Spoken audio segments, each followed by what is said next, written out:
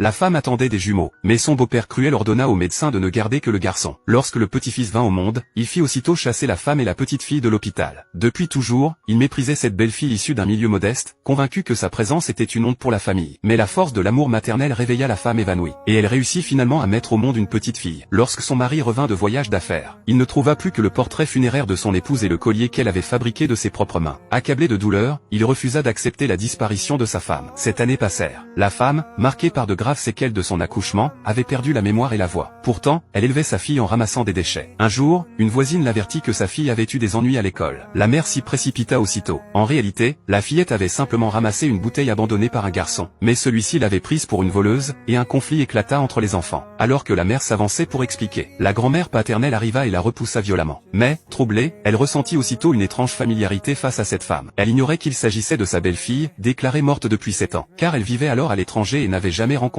la jeune femme. En voyant la blessure légère de son petit-fils, elle s'emporta et annonça qu'elle ferait expulser la fillette de l'école. La mère supplia qu'on lui pardonne, mais sa fille l'arrêta. Ne les supplie pas, maman. De toute façon, les frais de cette école sont trop chers. Je ne veux pas que tu continues à souffrir pour moi. La mère, au bord des larmes, la repoussa doucement et déclara: même si je dois m'épuiser, je veux que tu puisses étudier. Voyant cette tendresse maternelle, le garçon entra dans une colère noire. Il lança une bouteille sur la fillette et cria: si ta mère ramasse tous les déchets d'en bas, je dirai à ma grand-mère de ne pas te renvoyer. Pensant qu'elle n'oserait pas, il fut stupéfait de la voir se précipiter sans hésiter, ignorant que cette femme épuisée était justement la mère qu'il pleurait chaque jour. La grand-mère, effrayée par une telle folie, n'osa plus s'acharner contre elle. Mais de retour chez elle, la femme tomba malade. Sa fille alerta aussitôt un médecin de confiance. Les anciennes blessures, aggravées par les nouvelles, rendaient sa situation critique. Le médecin expliqua que seul leur directeur pouvait la sauver. La fillette supplia qu'on l'emmène auprès de lui. Au moment où le directeur s'apprêtait à consulter le dossier médical, le garçon découvrit que le collier laissé par sa mère avait disparu. Cette révélation troubla profondément l'homme, qui délégua le dossier à un autre médecin, tout en promettant de réunir la meilleure équipe possible. Mais la fillette savait que seul lui pouvait sauver sa mère. Elle força donc la porte de son bureau et tomba à genoux, le suppliant de l'aider. Le garçon, furieux de l'avoir serré son père, la repoussa brutalement. Son collier tomba alors au sol. Immédiatement, il l'accusa de l'avoir volé. La fillette nia avec force, mais ni le garçon ni la grand-mère ne la crurent. Le père, doutant aussi, ordonna à la petite de dire la vérité, sinon il refuserait de sauver sa mère. Pour protéger sa maman, l'enfant accepta l'accusation, prêt à supporter toutes les humiliations si seulement il acceptait de la soigner. Touché, l'homme décida de l'accompagner malgré tout. Peu après, la grand-mère découvrit chez elle le collier original, remis par la gouvernante. Devant les deux colliers identiques, elle comprit que la fillette avait été injustement accusée. Pendant ce temps, l'homme arrivait dans leur pauvre logis. En voyant la misère qui y régnait, il se forgea une mauvaise opinion de la femme, croyant qu'elle n'était qu'une mère irresponsable. Et lorsqu'il constata son absence, il s'imagina que la fillette avait menti sur la gravité de sa maladie. Furieux, il s'apprêtait à partir, quand des bruits inquiétants retentirent à l'étage inférieur. La fillette se précipita, suivie de la grand-mère et du garçon.